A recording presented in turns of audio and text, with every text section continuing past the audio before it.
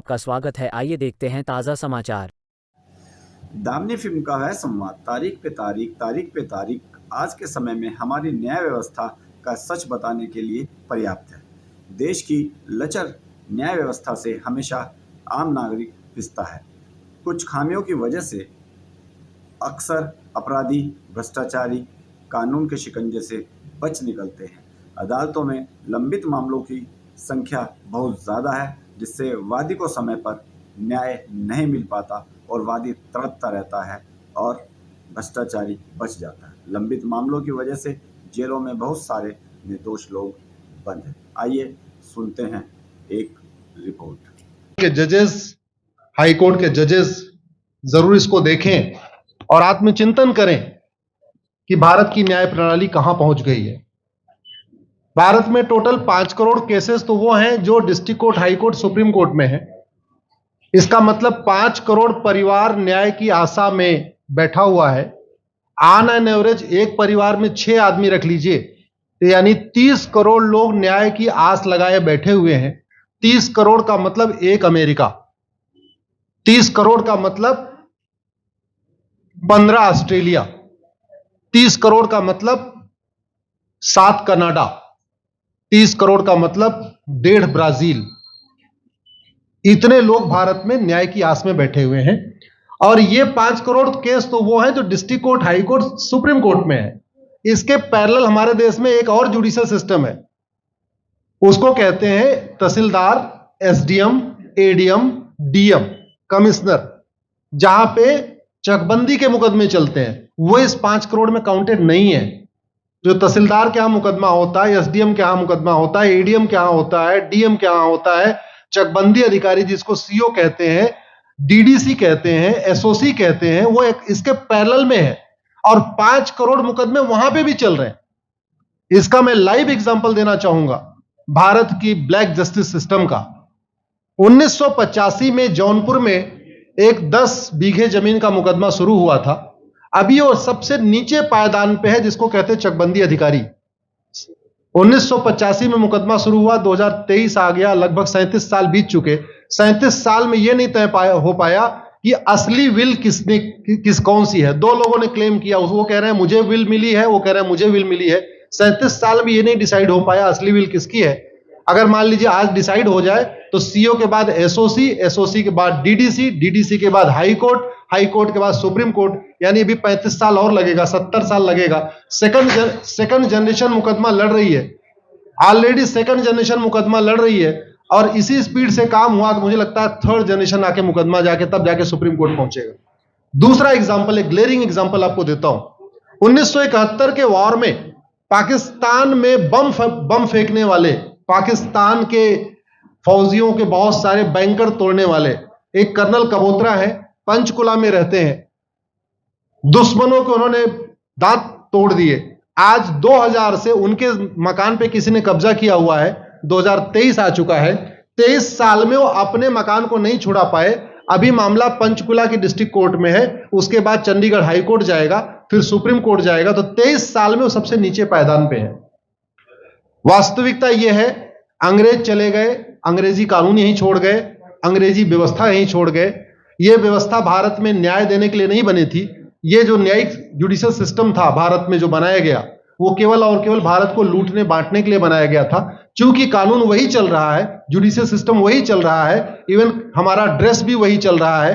अंग्रेज काले कपड़े पहनते थे, हम भी काले कपड़े पहनते हैं। अंग्रेज जून के महीने में उनको गर्मी लगती थी तो 1 महीने छुट्टी करके इंग्लैंड चले जाते थे। आज भी हमारा हाई कोर्ट, सुप्रीम कोर्ट पूरे मई जून बंद रहता है। अंग्रेजों को क्रिसमस के टाइम में दिसंबर में छुट्टी मनाना जाना होता था, 1 महीने छुट्टी कर चले जाते थे। आज भी हमारी हाई कोर्ट, सुप्रीम कोर्ट दिसंबर में क्रिसमस के टाइम में 15 दिन 20 दिन बंद हो जाती है। तो सोच वही है, किताबें वही है, व्यवस्था वही है, कानून वही है, तो स्वाभाविक सी बात है जस्टिस होगा कहां से? जस्टिस कैसे होगा? हम 2023 में 1860 का इंडियन पिनल कोड लेके घूम रहे, 1861 का पुलिस एक्ट लेके घूम रहे, गवाहों के बयान 1872 के कानून से हो रहे। हमने सब कुछ वर्ल्ड क्लास कर लिया, लेकिन अपने जस्टिस सिस्टम को कंपेयर करने की कोशिश ही नहीं किया। जितने में एक एयरपोर्ट बनता है, एक एयरपोर्ट बनाने में 25,000 करोड़ की लागत आती है। अगर हमारी सरकारों ने एक एयरपोर्ट की कीमत जुडिशियल सिस्टम पे खर्च कर दिया होता तो हमारी न्यायिक व्यवस्था अच्छी हो गई होती। आज घटिया, चूंकि अकाउंटेबिलिटी नहीं है, जुडिशियल सिस्टम में कोई अकाउंटेबिलिटी नहीं है, किसी के साथ न्याय हो जाए अन्याय हो जाए कोई फर्क नहीं पड़ता, निर्दोष को जेल हो जाए जज की कोई अकाउंटेबिलिटी नहीं, दोषी को बेल हो जाए जज की कोई अकाउंटेबिलिटी नहीं, लाखों लाख लोग जेल में सड़ रहे हैं, लाखों धोखेबाज भ्रष्टाचारी बाहर घूम रहे हैं। मूल कारण है ब्लैक जस्टिस सिस्टम। आपने बहुत अच्छा आपने इसमें वेब सीरीज बनाया है और इस देश में world class airport, world class highway, world class shopping mall, सब कुछ वर्ल्ड क्लास बना लिया। इनफैक्ट अपना मोबाइल का डेटा सुरक्षित रखने के लिए हमारे सांसद, विधायक, जज आईफोन भी यूज करते हैं, अमेरिका का आईफोन यूज करते हैं हमारा डेटा सुरक्षित हो जाए। लेकिन भारत सुरक्षित हो जाए उसके लिए यह नहीं देखते कि जापान में कौन सा कानून है, अमेरिका में कौन सा कानून है, सिंगापुर में क्या अच्छा चल रहा है। कनाडा में रेंट का मामला एक डेट में खत्म होता है। सिंगापुर में अभी कुछ दिन पहले एक व्यक्ति के पास 900 ग्राम गांजा पाया गया, उसको फांसी हुई है। दोबारा वहां ड्रग स्मगलिंग होगी क्या? तो भारत में चाहे वो ड्रग स्मगलिंग है, माफिया राज है, ह्यूमन ट्रैफिकिंग है, इन सब के लिए हमारा जस्टिस सिस्टम जिम्मेदार है। कोई भी अपराध होता है उसमें दो पक्ष होता है, एक पीड़ित, एक अपराध करने वाला। जो पीड़ित होता है वो चाहता है जल्दी उसको न्याय मिल जाए, अपराध करने वाला चाहता है मुकदमा लंबा चले। भारत का न्यायिक सिस्टम अपराध करने वाले के साथ खड़ा है। बलात्कारी चाहता है उसका मुकदमा 30 साल चले और मुकदमा 30 साल चलता है।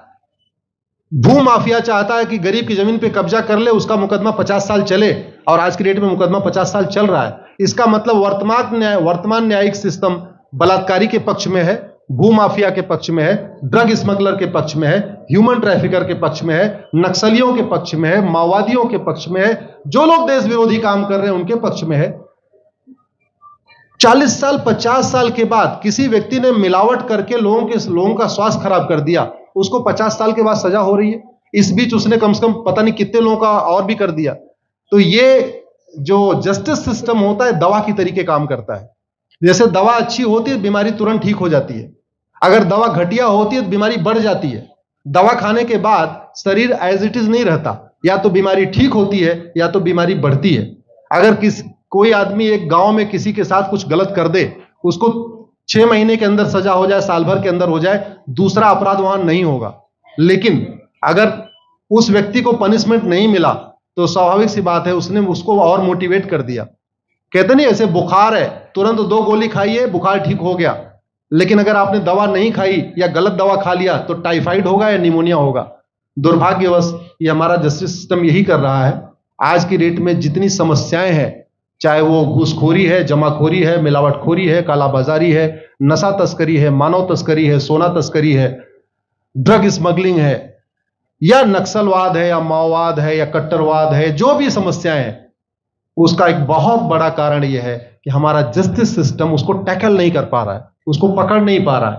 और इसीलिए भारत में अराजकता है। मैं तो इतने जानता हूं, ऐसी कोई बीमारी नहीं जिसकी कोई दवाई नहीं, ऐसी कोई समस्या नहीं जिसका कोई समाधान नहीं। हम हर चीज के लिए बाहर से चीजें खरीदते हैं, तो हम ये क्यों नहीं देख रहे हैं कि आखिर चाइना का जस्टिस सिस्टम कैसा है, सिंगापुर का कैसा है, कनाडा का कैसा है, फ्रांस का कैसा है और अमेरिका का कैसा है। हम क्यों नहीं बेस्ट प्रैक्टिसेस उनकी अडॉप्ट कर लेते। दुनिया के कई देशों ने नार्को पॉलीग्राफ ब्रेन मैपिंग कानून बना दिया। मेरी बहन दीपिका नारायण बैठी हुई है, ये लगातार फॉल्स केसेस के खिलाफ, इनको मैं देखता रहता हूं, एक्टिव रहती है। एक कानून बन जाए नार्को पॉलीग्राफ ब्रेन मैपिंग और कंप्लेन पे अंडरटेकिंग ले लिया जाए कि जो कुछ मैं शिकायत कर रहा हूं इसके लिए मैं अपना नार्को पॉलीग्राफ ब्रेन मैपिंग कराने के लिए तैयार हूं, हजारों की संख्या में फेक केसेस खुद ही खत्म हो जाएंगे। आज की डेट में लोग जुडिशरी की लापरवाही के साथ साथ फर्जी केस से परेशान है, फर्जी गवाही से परेशान है, फर्जी एफआईआर से परेशान है, हजारों परिवार परेशान है। कई बार देखा गया कि जो फैमिली के केसेस होते हैं उसमें कितने सारे फेक केसेस भी आ रहे हैं। तो जो वास्तव में दोषी हैं उनको पनिशमेंट नहीं मिल पा रहा है, जो निर्दोष हैं उनके खिलाफ फर्जी केसेस हो रहे हैं। आज की डेट में गांव में एक दबंग अगर जमीन कब्जा कर लेता है, किसी की हिम्मत नहीं पड़ती उसके खिलाफ कोई गवाही दे दे।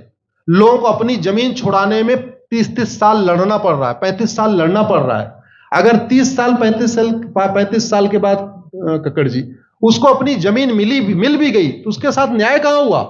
35 साल में उसका टाइम बर्बाद हो गया, 35 साल में उसका पैसा बर्बाद हो गया, 35 साल वो मेंटल ट्रॉमा में रहा, 35 साल उसने तारीख पे तारीख झेली है। और मैं तो डिस्ट्रिक्ट कोर्ट में कई बार जाके देखा, ऐसे परिवारों को देखता हूं जिनके पास बस से आने के लिए पैसा नहीं है, साइकिल से आते हैं। ऐसे परिवारों को देखता हूं जो चाय नहीं पी सकते अपने पैसे से, बेचारे घर से रोटी बांध के और अचार लेके आते हैं, लेकिन वहां मजबूरी में वकील को पैसा देते हैं। तो हमारी कोर्ट कचहरी वास्तव में दलाली का अड्डा बन गया है, हमारी कोर्ट कचहरी भ्रष्टाचार का अड्डा बन गया है। और मैं दुख के साथ कहना चाहूंगा, अदालतों में न्याय हो नहीं रहा है, बल्कि न्याय बिक रहा है। जिनके पास पैसा है वो उन्होंने कितना बड़ा क्राइम किया हो, मर्डर किया हो, रेप किया हो, उनको जमानत हो रही है। और जिनके पास नहीं है वो बेचारे जेल में सड़ रहे हैं। कई बार तो देखा गया, मैंने मेरे मर्डर किया एक्स अनंत सिंह ने, लेकिन एक्स अनंत सिंह बाहुबली थे, उन्होंने थानेदार को 20 लाख रुपए दिया, वो वाई अनंत सिंह को लेकर जेल में डाल दिया, नाम वही है। अब उसके बाद क्या हुआ, 20 साल मुकदमा चला और फिर सबूत के अभाव में छूट गया। तो जिसने मर्डर किया वो तो कभी जेल गया ही नहीं, एक निर्दोष जेल गया, 10-20 साल के बाद उसने अपना जमीन बेचा, सब कुछ किया, मां बाप सब कुछ तबाह हो गए, फिर वो सबूत के अभाव में छूट रहा है। तो सबूत के अभाव में अगर 20 साल के बाद छूट भी गया हो, उसका 20 साल कौन लौटाएगा? उसके 20 साल के लिए कौन जिम्मेदार है? उसके 20 साल जो बर्बाद हुआ उसके लिए संविधान की शपथ लेने वाले जिम्मेदार हैं। संविधान के प्रियम्बल में लिखा है, हम आपको जस्टिस देंगे, हम आपको न्याय देंगे। न्याय देने की जिम्मेदारी किसकी? जिन्होंने शपथ लिया। शपथ कौन लेते हैं? जजेस लेते हैं, सांसद विधायक मंत्री लेते हैं। तो आज की डेट में अगर लोगों को न्याय नहीं मिल रहा है तो इसके लिए वही जिम्मेदार हैं जो संविधान की शपथ लेते हैं। संविधान की शपथ लेने वालों को वेतन भत्ता गाड़ी बंगला इसीलिए मिलता है कि लोगों को न्याय मिल सके, फास्ट जस्टिस मिले, कंप्लीट जस्टिस मिले। अनफॉर्चुनेटली कंप्लीट जस्टिस मिलने में तो 50-60 साल लग जाता है, फास्ट जस्टिस तो सपना हो गया है। इसलिए आज आपने जो ये वेब सीरीज बनाई है, मैं आपको धन्यवाद देता हूं। एक ऐसे विषय पे जिसपे कोई टच नहीं करता, लेकिन जिससे करोड़ों लोग पीड़ित हैं। मैंने कहा ना, 5 करोड़ लोग सीधे district court, high court, supreme court के केसेस से पीड़ित हैं और 5 करोड़ मुकदमे एसओसी, डीडीसी, तहसीलदार के यहां चल रहा है। तो अगर 5 करोड़ से 30 करोड़ लोग इधर पीड़ित हैं तो उधर भी पीड़ित है। वास्तव में बहुत बड़ी संख्या भारत में इसी से पीड़ित है। और अपराध, भ्रष्टाचार और जितनी भी अराजकता चल रही है उसका मूल कारण भी यही है। जस्टिस सिस्टम अच्छा हो जाए, कानून सख्त हो जाए, कानून का खौफ पैदा हो जाए, न्यायपालिका का खौफ पैदा हो जाए, और ये थाने जो दलाली के अड्डे बन गए हैं, तहसील जो दलाली का अड्डा बन गया है, डिस्ट्रिक्ट कोर्ट जो कमीशन खोरी का अड्डा बन गया है, अगर इस पे कंट्रोल हो जाए तो वास्तव में भारत में फिर से राम राज्य आ सकता है। अगर जुडिशियल सिस्टम अच्छा हो जाए, जो राम राज्य की कल्पना है, धर्म की जय हो, अधर्म का नाश हो, प्राणियों में सद्भावना हो, विश्व का कल्याण हो, मुझे लगता है उसको फिर से जीवित किया सकता है। आपने मुझे बुलाया कपिल जी, मैं आपको धन्यवाद देता हूं। और ये फिल्म बनाने के लिए, ये वेब सीरीज बनाने के लिए बहुत बहुत धन्यवाद देता रहता हूं। दीपिका जी लड़ती रहती हैं, इनको देखता रहता हूं। बहन नेहा जी आई हैं, ये अपने गानों से मुझे लगता है बहुत अच्छा आप लिखती हैं। और इसी तरीके से कड़वा सच आप लिखते रहिए, कड़वा सच गाते रहिए। लोग आज की डेट में, यंग जनरेशन कड़वा सच सुनना चाहती है। मीठे झूठ ने इस देश में शुगर, डायबिटीज पैदा कर दिया। भारत केवल लोग डायबिटीज से नहीं पीड़ित हैं, बल्कि हमारी व्यवस्था को डायबिटीज हो चुका है। और उस डायबिटीज को दूर करने के लिए नेहा राठौर जैसी बहनें जो सही बात कह रही हैं, दीपिका जी सही बात कह रही हैं, आप लोग जो है बहुत अच्छा काम कर रहे हैं। और आपने, कक्कड़ साहब, आपने बनाया वेब सीरीज, आपको विशेष आभार, धन्यवाद देता हूं। यही निवेदन करता हूं, इस वेब सीरीज को ज्यादा से ज्यादा देखें। और खास तौर पे अगर आपके जानने वाले कोई जज हैं, कोई आईएएस हैं, कोई आईपीएस हैं, मंत्री, सांसद, विधायक हैं, उनको भी एक बार।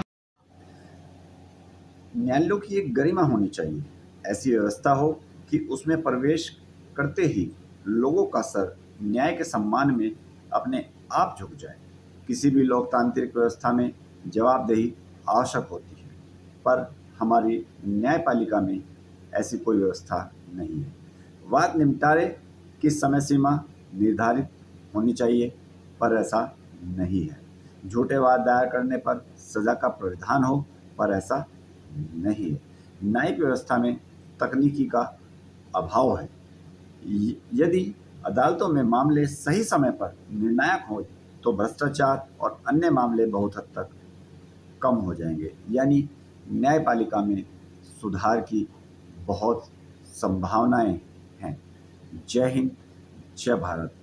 यदि आपने अभी तक हमारे चैनल को लाइक और सब्सक्राइब नहीं किया तो प्लीज़ हमारे चैनल को लाइक करें और सब्सक्राइब करें। जय हिंद, जय भारत।